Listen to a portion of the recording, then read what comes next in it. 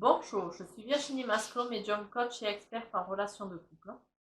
Aujourd'hui, je vais vous parler de comment faire fonctionner une relation à distance, amoureuse bien entendu. Donc, vous pouvez vous abonner à ma chaîne, liker et partager les vidéos. Donc, aujourd'hui, il y a de nombreux points importants pour vraiment faire fonctionner votre relation.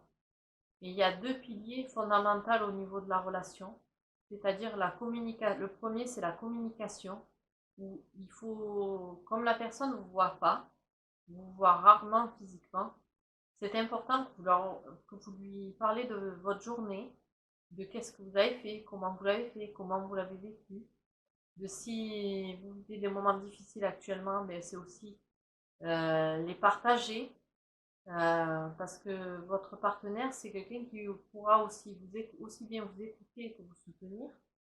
Si vous avez des doutes, si vous avez des inquiétudes, que ce soit au niveau de la relation ou au niveau de tout autre sujet, c'est important de le dire, de verbaliser, de partager ces moments-là, parce que votre partenaire, c'est ce qui va l'aider à de mieux en mieux vous comprendre, vous connaître, parce que comme vous ne voyez pas forcément tout le temps, et bien c'est important que ce lien-là, il reste malgré la distance.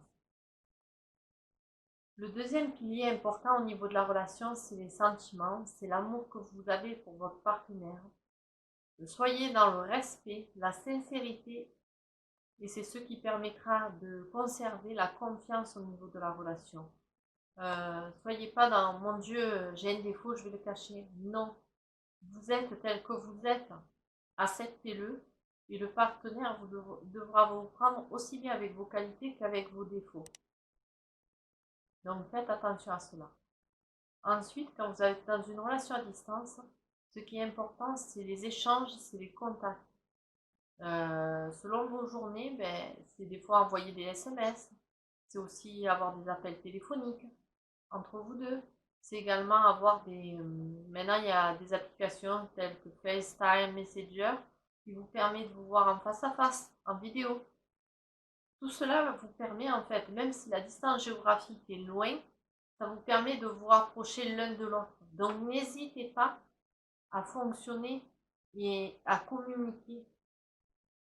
Ces échanges-là permettent de conserver le lien entre vous deux et de le faire grandir. Ensuite, quand vous êtes dans une période difficile, que ce soit au niveau professionnel, familial ou dans un autre domaine, la personne, elle est aussi là pour vous soutenir dans ces moments-là. Et la distance ne supprime pas le soutien, elle l'augmente. Soyez engagés dans la relation l'un envers l'autre. C'est-à-dire, soyez vraiment dans le côté « je suis fidèle, je suis franc dans ce que je dis, mes valeurs, je les respecte » et respectez l'autre. Ce qui fait que derrière, ça va faire grandir vraiment votre relation et la faire s'épanouir. Vous pouvez également, dans votre relation, parler de vos projets communs, c'est-à-dire organiser vos prochaines vacances ensemble, organiser également des week-ends pour vous voir, les planifier. Vous pouvez vous dire, bon, pour l'instant, jusqu'à telle période, il faut qu'on vive séparément, mais c'est aussi organiser la vie commune. Donc, planifier aussi et parler du futur.